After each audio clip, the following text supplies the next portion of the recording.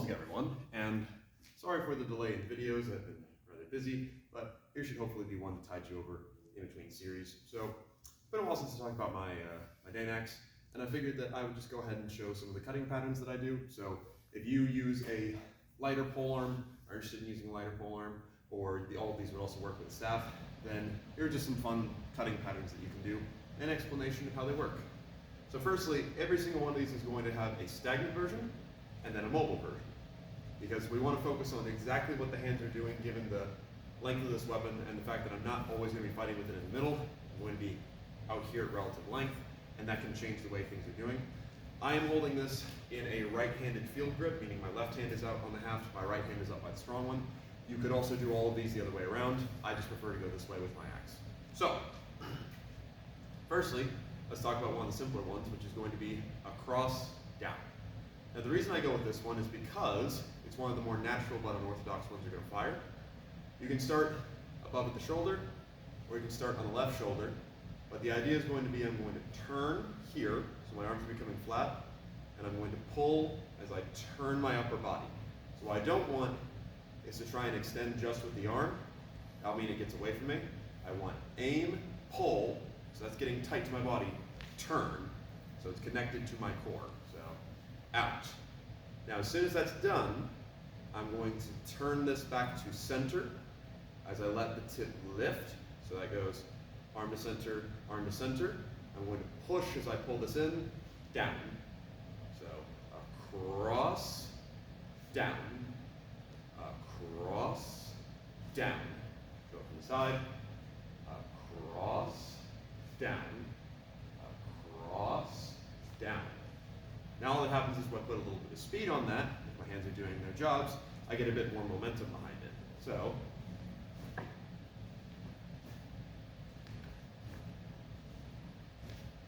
it this way.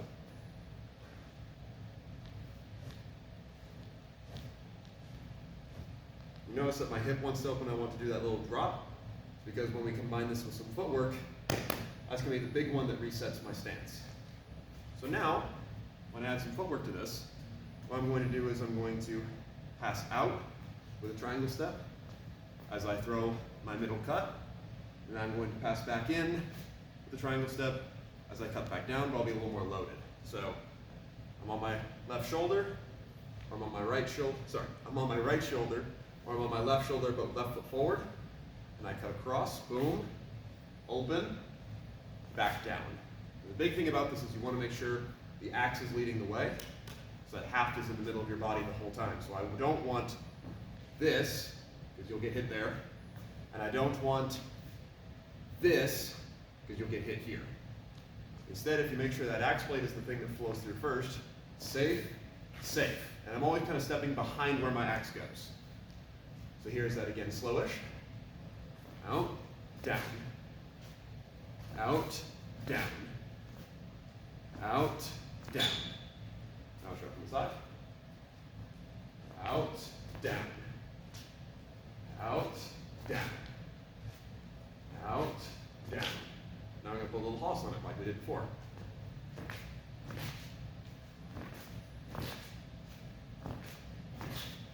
And all that is I'm just adding a little bit of intensity with my arms.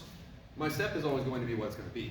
I could choose to spring further with this, of course, but I'm stuck with how fast I can move that axe in relation to how wide I can spring.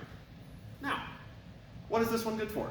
This one is good for if you need to clear a weapon out of the way. So for example, you've just done one of your dominant side cuts and swept on the left shoulder. Alternatively, you're standing here and someone will not play. Their tip is in the center, so they basically filled this little gap.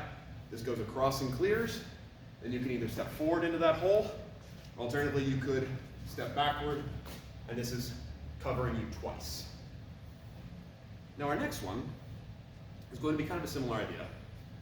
Rather than cutting back through this way, I'm going to cut down and back up. This is the dominant line. Now, this is a relatively simple one with long swords or anything along those lines, but with a bit more haft between your hands, it can be a little trickier. I'm going to show this one from the side. So again, I cut. Now rather than me turning the axe behind me because I don't have that kind of room, as that cut finishes, I'm going to push this forward and under, and raise again. Here's that one more.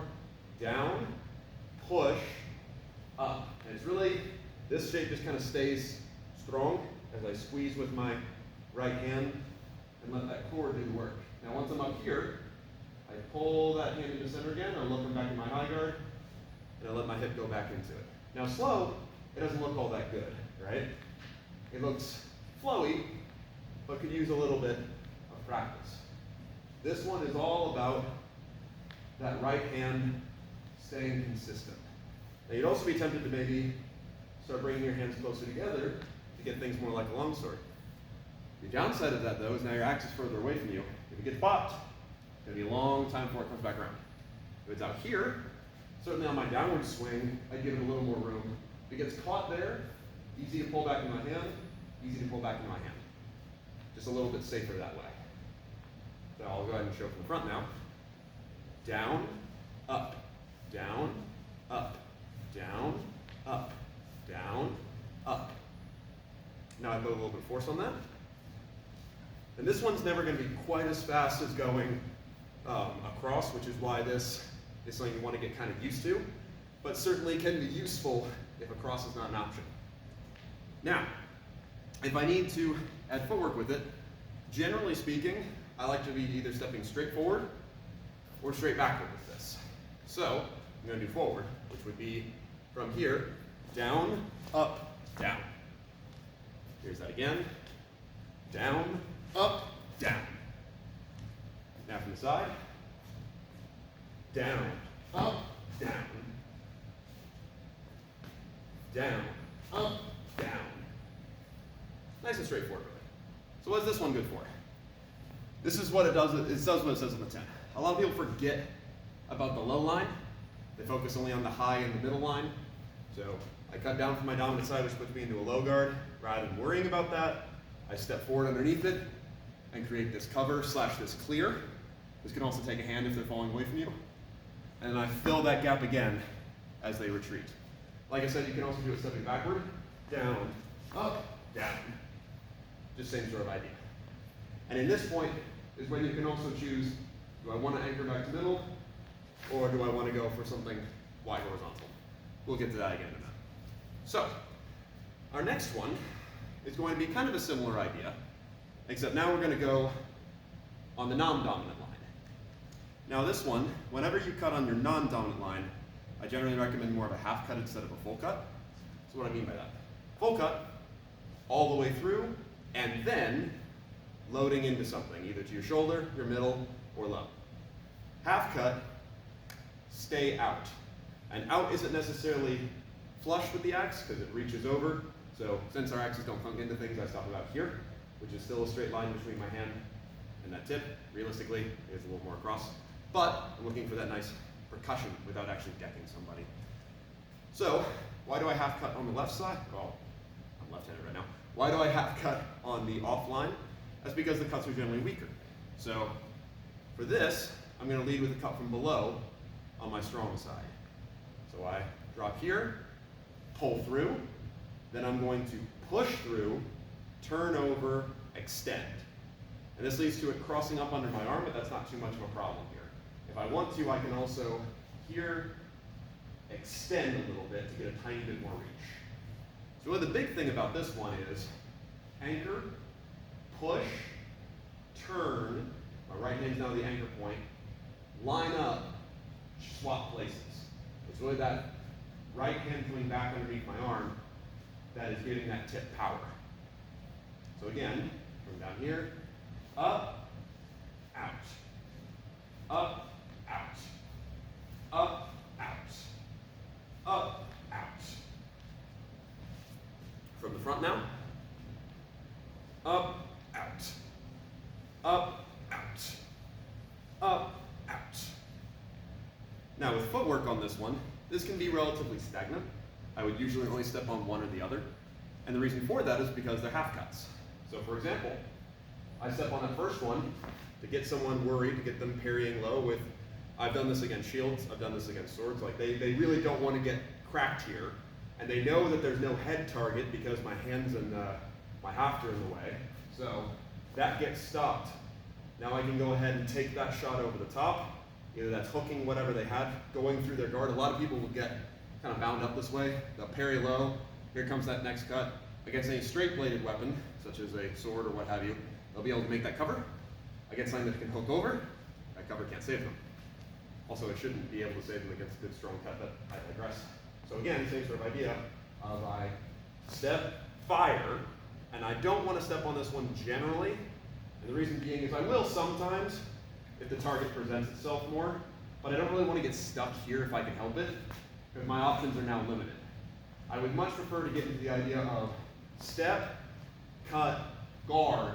Now I can cut again any of the things we've done so far. Here's that from the front. Up, down. Again. Up, down, guard. Nice and straightforward. Now, the next one we're going to do is a clearing action. You hear this a lot when you read about people hypothesizing about Dane X, Barthak's use, etc. Is the idea of a figure 8 pattern. I don't necessarily like that very much. I do like to use through cuts, but only on one side. Like I just described, if this is going to get stopped, I want it to be a place where I can very easily stop it and reload back where I want. However, like in all swords, being able to cover area while defending myself is very good. So we're going to do 2 cuts from below. So that'll be the idea of, same cut we just did, up, but now I'm going to let those hands slide, up again. 1, 2, and this should be just a combination of what we did before, but now in front of you. Here's that from this side. 1, 2, 1, 2, 1, 2, 1, 2. Nice and straightforward. And if I want to at any point, I can cut from above. So it can go 1, 2, 1, 2, 3. No problem. And again, you can combo into more things you know. What forward do I do? Passing backward. This is all about just area denial. Fighting has happened, I need to leave. 1, 2, load it again, dominant side, right foot is forward, ready to pass in, or to pass back with my next cut. Pretty straightforward. Now we're going to do the same kind of idea. We're going to do 2 strikes from dominant side. Now this is one that I find works best as an attack and then a parry, or an attack and then expulsion. So the way this works is, I cut all the way through, angle, down. Now there's a grip change here, so I'll show it again. Cut, out. So as you may see, my hand has gotten further because I'm more worried about covering myself than I am getting a longer cut. You could do this 1, 2, where you get a much further reach. That is absolutely a thing, not a thing I would do. I don't like how that results in power on the hit. Would I do it realistically? Of course. But the other downside is anytime you end up out here, if that gets stuck, it's a long way to get back. Especially because out here I do not have the same hooking control as I do here. So, cut, angle, angle, out. And that final cut is more about me pulling this to my right breast and just turning my hip in place to get that extra little cut, which could be a defense or could be a hit. Again, cut, cut, cut, cut. This one actually, if I'm going to do it with footwork, is just 1 step. That would be the idea of cut, cut. Here's that again. Cut, cut. One more time. Cut, cut. Nice and straightforward. I'll go ahead and show up in front, I think. So, cut, cut. Again, cut, cut. That's just a nice way to cover yourself. So, really the only cut we didn't really do is across from the midsection, and that's because generally speaking I don't like to do that one. And the reason being is, if I throw this cut, sure, I can cover myself in cool ways, I can keep myself pretty safe. That's generally a pretty safe shot. If you're fighting against someone who's using a shield, for example, that's toward their sword side if they're right-handed. So the nice benefit becomes, I get them to worry about the axe, I open up in the midsection, or what have you. Generally speaking, if I am going to cut from this, I like to go ahead and sweep on the left shoulder. Oh, we've seen this before. Up, hey, and that just lends into a nice combination. But otherwise though, nothing too complicated, nothing too crazy. All these I've tested myself and they work well, but as just getting used to moving this around you and getting it to be more fluid. These are all great things that string together if you wish to. You can take any of those pieces and just start doing them back to back as it loads you wherever you need to go, and you're set and ready to go. So hopefully that's fascinating. I should have more content soon. I just got a lot going on. But otherwise though, thank you very, very much for watching. We'll go over some other techniques another time.